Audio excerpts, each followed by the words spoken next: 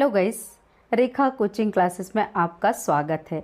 आज हम पढ़ने जा रहे हैं बहुत ही महत्वपूर्ण पॉइंट जो हमारे ऑर्गन्स की सेल्स को और इम्पॉर्टेंट पॉइंट को व्यक्त करेगी, जिसे हम कहते हैं जंतु कोशा और पादप कोशा में अंतर। दूसरा है डीएनए और आरएनए में अंतर। तो सबसे पहले बहुत सारे बच्चों को पादप कोशा और जंतु कोशा जो है लर्न कर लेते हैं बच्चे, पर समझ नहीं पाते। डीएनए आरएनए रट लेते हैं, पर हैं क्या डीएनए आरएनए समझ ही नहीं पाते। तो याद रखिए, जंतु कोशिका जो उच्च जो जंतु होते हैं उनमें पाई जाने वाली कोशिका को ही जंतु कोशिका कहते हैं, जो बिल्कुल डिफरेंट होती है। और प्लांट, जो हम हरे भरे प्लांट देखते हैं जिनकी कोशिका पूर्ण रूप से डेवलप नहीं होती है, प्लांट में पाई जाने वाली जो, तो वो पादप कोशिका होती है। तो जंतु कोशिका के कैरेक्टर कुछ डिफरेंट होते हैं, पादप के कुछ डिफरेंट, क्योंकि जंतुओं का और पादप का मेल होता तो वो सिमिलर दिखाई देते। जंतु हरे नहीं दिखाई देते, पादप हरे दिखाई देते हैं। तो ये याद रखिए। और दूसरा जो अंतर है वो डीएनए आरएनए। तो डीएनए क्या है? एक आनुवांशिक पदार्थ है जो क्या करता है? गुणों को कोड करने का काम करता है। और आरएनए जो है, हम अंतर में भी जानेंगे कि आरएनए क्या क्वालिटी करता है और कहाँ पे उपस्थित है। पर याद रखिए, आरएनए जो है वो सूचित करता है प्रोटीन के संश्लेषण की क्रिया को। तो ये डीएनए है। डीएनए जो है वो गुणों को एक पीढ़ी से दूसरी पीढ़ी में ले जाने वाला आनुवांशिक पदार्थ होता है। और आरएनए जो होता है वो प्रोटीन की सिंथेसिस और अन्य कार्यों में भी सहायक होता है। तो आइए अब हम जानेंगे जंतु कोशा और पादप कोशा में अंतर। हमारा अंतर क्या कहता है? पहला अंतर तो हम जानेंगे। पहला अंतर क्या कहता है? इनमें, पादप में कोशिका भित्ति उपस्थित होती है जो सेल्यूलोज की बनी होती है। याद रखना है आपको, पादप हैं, पादप में कोशिका भित्ति पाई जाती है जो किसकी बनी है? सेल्यूलोज की। और अगर हम जंतु यहाँ पे आ जाएं तो जंतुओं में कोशिका भित्ति का अभाव पाया जाता है। यानी अगर हम जितने भी एनिमल्स देखें तो एनिमल्स में याद रखना है आपको, कोशिका भित्ति नहीं पाई जाती। कोशिका भित्ति केवल प्लांट में पाई जाती है, क्योंकि जंतुओं में जंतु झिल्ली पाई जाती है और प्लांट में कोशिका भित्ति। दूसरा पॉइंट सबसे इंपॉर्टेंट है कि पादपों में क्लोरोप्लास्ट पाया जाता है। क्लोरोप्लास्ट की उपस्थिति के कारण तो ही वो हमें कैसे दिखाई देते हैं? हरे दिखाई देते हैं। इसीलिए तो हम उसे क्या कहते हैं? हरित लवक भी कहते हैं। तो आपको ये याद रखना है कि जंतुओं में क्लोरोप्लास्ट पाया जाता है और जंतुओं में क्लोरोप्लास्ट नहीं पाया जाता। अगर जंतुओं में क्लोरोप्लास्ट पाया जाता तो जंतु भी कैसे दिखाई देते? हरे दिखाई देते। तो याद रखना है, पादप में क्लोरोप्लास्ट पाया जाता है और जंतु में क्लोरोप्लास्ट पाया नहीं जाता। तीसरा पॉइंट है, इनमें रसधानियां। रसधानियां का मतलब होता है जो ब्लॉक होते हैं, ठीक है, जो वैक्यूल्स कहे जाते हैं, वो रसधानियां जो होती हैं पादप कोशिका में बड़ी होती हैं।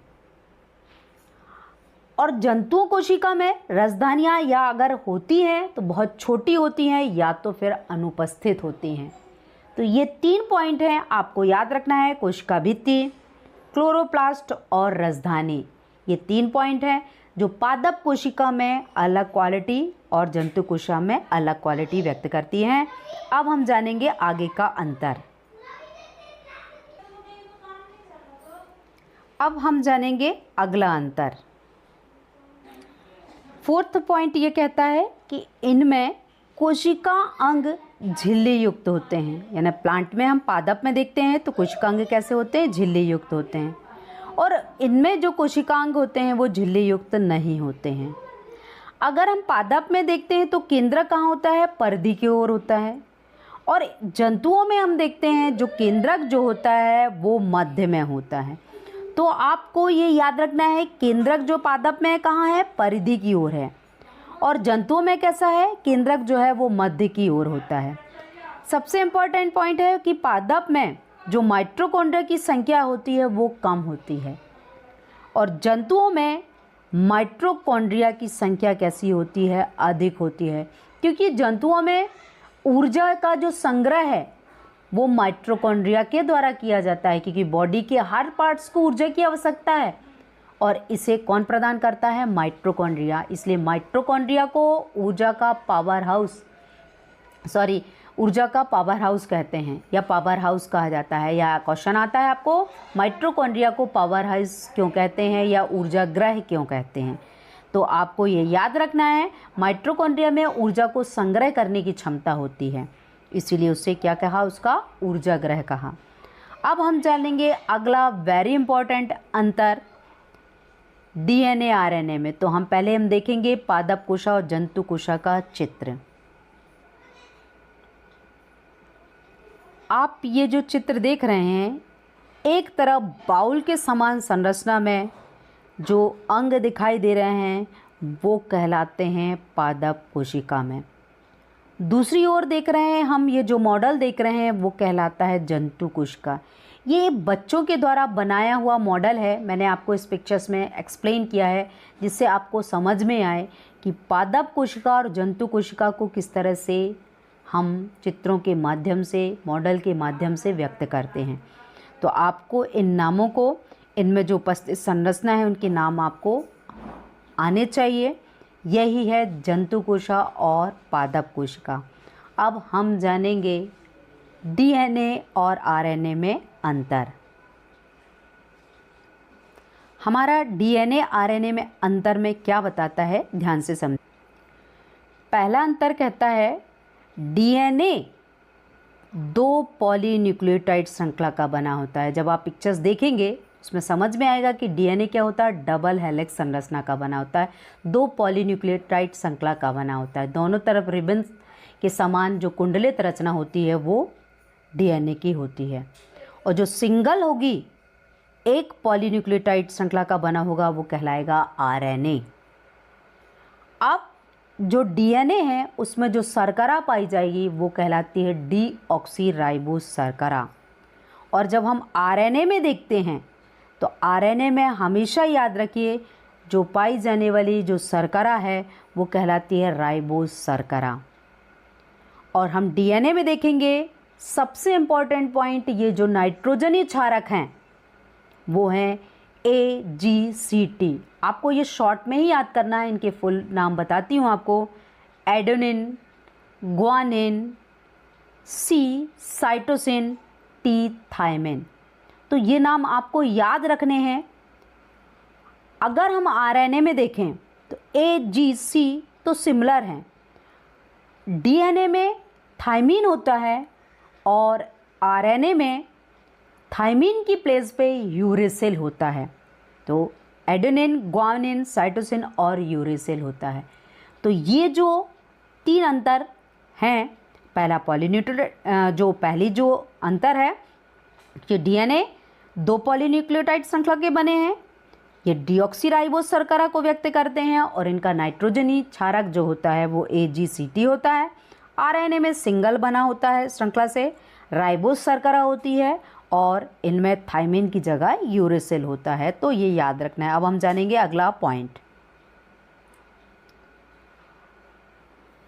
अगला पॉइंट कहता है डीएनए क्या है, एक आनुवांशिक पदार्थ है। मैंने पहले ही स्टार्टिंग में समझाया था, डीएनए क्या है, एक आनुवांशिक पदार्थ है, जबकि आरएनए एक आनुवांशिक पदार्थ नहीं है। हम 5th पॉइंट में देखेंगे डीएनए में स्वाद्विगुणन की क्षमता पाई जाती है। Very important. यदि द्विगुणन की क्षमता नहीं होती तो जो गुण एक पीढ़ी से दूसरी पीढ़ी में जा रहे हैं वो पीढ़ी में नहीं जाते। तो डीएनए में स्वाद द्विगुणन की क्षमता पाई जाती है, पर आरएनए जो है उस आरएनए में डीएनए के ट्रांसक्रिप्शन द्वारा बनते हैं ये आरएनए। तो ये याद रखना है, डीएनए स्वाद द्विगुणन की क्षमता होती है। डीएनए जो है उसकी सिंगल संरचना बनी, उसके बाद डबल बनती है, यानी ये रेप्लिकेशन की क्रिया, प्रतिकृति की क्रिया जो होती है, प्रतिकृतिकरण की जो क्रिया होती है वो डीएनए में होती है। आरएनए में डीएनए के ट्रांसक्रिप्शन द्वारा आरएनए बनते हैं। लास्ट 6वां पॉइंट बोलता है यह मुख्य रूप से गुणसूत्रों में पाए जाने वाला पदार्थ है। तो आपको याद रखना है डीएनए किस में पाए जाने वाला पदार्थ है, आनुवंशिक जो गुणसूत्र है उनमें पाए जाने वाला पदार्थ है, जो आनुवंशिक गुणों का वाहक होता है। और आरएनए जो है ये कोशिका द्रव्य में पाए जाने वाला पदार्थ है। तो इस प्रकार ये है डीएनए और आरएनए का आपने डिफरेंट जाना। अब हम जानेंगे इसका स्ट्रक्चर भी। ये देखिए आरएनए और डीएनए, जब हम आरएनए देखते हैं तो उसमें सिंगल हेलिक्स संरचना है और डीएनए में डबल हेलिक्स संरचना है। आप आरएनए में देख रहे हैं जो क्षारक हैं वो भी हैं और डीएनए में भी क्षारक हैं, पर क्षारक में सिर्फ एक ही क्रम है, थायमिन और यूरेसिल। आरएनए में यूरेसिल होगा और उनमें डीएनए में थायमिन होगा। तो डबल हेलिक्स संरचना जब भी व्यक्त करे तो आपको याद रखना डीएनए, और सिंगल व्यक्त करे तो आरएनए। इस प्रकार ये डीएनए आरएनए की संरचना है। आपको जूम करके इस संरचना को समझना है। आपको पेपर में मोस्टली जो है अंतर ही आता है, स्ट्रक्चर सिंगल आपको बनाना है तो वो मैं एक दूसरे वीडियोस में आपको आप क्वेश्चन करके रिप्लाई कर सकते हैं कि हमें डीएनए का रेप्लिकेशन समझाइए। तो मैं नेक्स्ट वीडियो में डीएनए प्रतिकृतिकरण की प्रक्रिया को बहुत अच्छे से एक्सप्लेन कर दूंगी। तो आपको इन अंतरों को लिखकर तैयार करना है, ये बोर्ड एग्ज़ाम के लिए वेरी इंपॉर्टेंट हैं।